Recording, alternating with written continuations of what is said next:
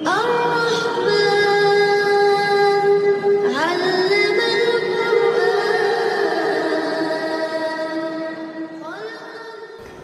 terakhir-terakhirnya adalah ya bani Adam, wahai anak Adam. Kita dipanggil semuanya.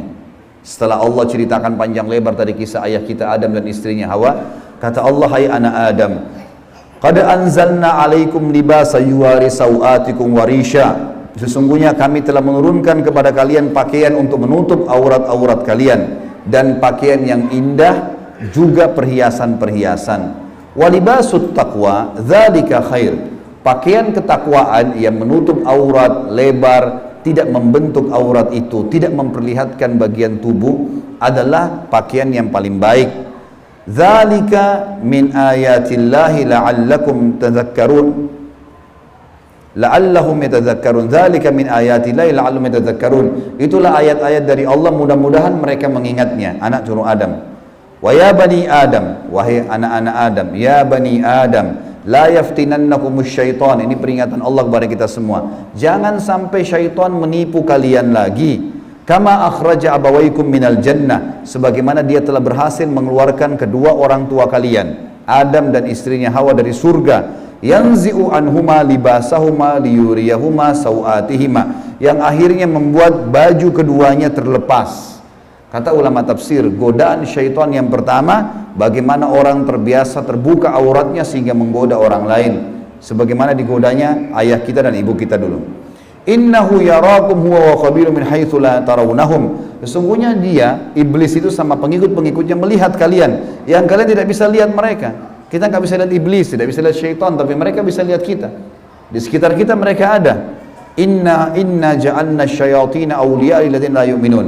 Dan kami jadikan orang-orang atau syaitan-syaitan pemimpin dan teman-teman orang-orang yang tidak mau beriman. Jadi ayat-ayat yang panjang lebar tadi teman-teman sekalian, mohon maaf ini agak panjang tadi saya bacakan, karena memang di situ inti yang kita ingin jelaskan.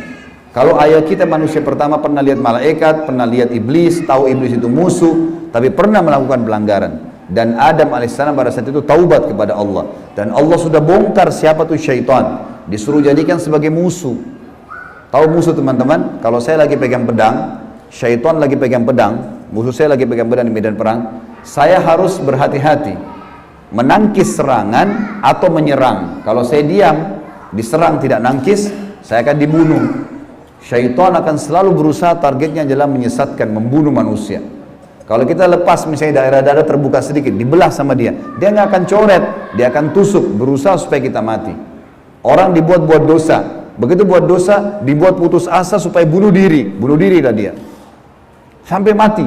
Bagaimana syaitan bisa membunuh anak Adam itu? Memang sudah itu targetnya iblis. Dan iblis ini teman-teman sama dengan Adam. Sekarang kita ini semua anak cucunya Adam. Iblis punya anak cucu sebanyak ini. Kerjanya disesatkan oleh iblis supaya menyesatkan anak Adam. Selalu mereka lakukan itu teman-teman sekalian. Maka Allah mengingatkan kepada kita dengan hati-hati sekali.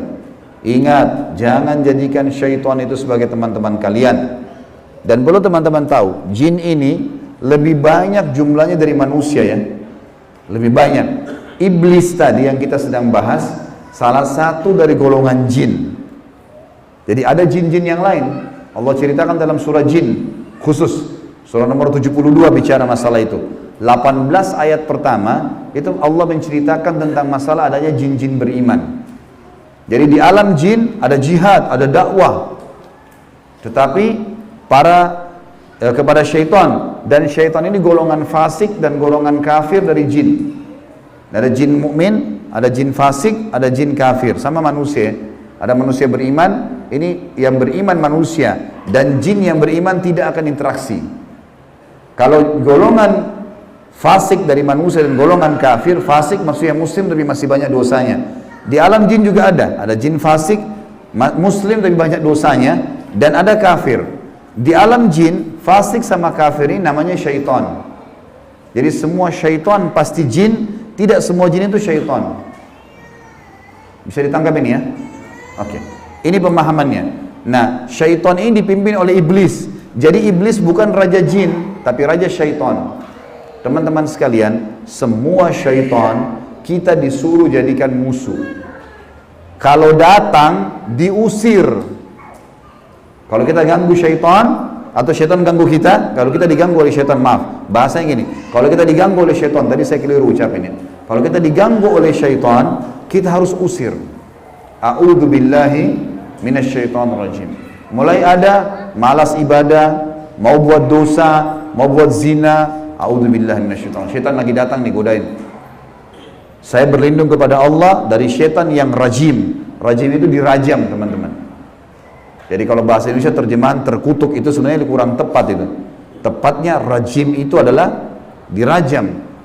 Rajam itu malaikat ambil panah api dipanahin dia. Jadi kalau kita diganggu oleh syaitan, kita bilang a'udzubillahi minasyaitonirrajim, itu Allah datangkan malaikat bunuh syaitan tuh yang sedang goda kita. Dirajam dia, dilempar dengan panah-panah api. Seperti Allah bilang dalam surah Al-Mulk, wa ja'alnaha rujuman lisyayatin, dan kami jadikan bintang-bintang itu sebagai panah-panah untuk mematikan syaitan-syaitan. Jadi nggak boleh berteman, nggak boleh menikah, nggak boleh interaksi, nggak boleh apa-apa. Mereka punya dimensi waktu yang berbeda.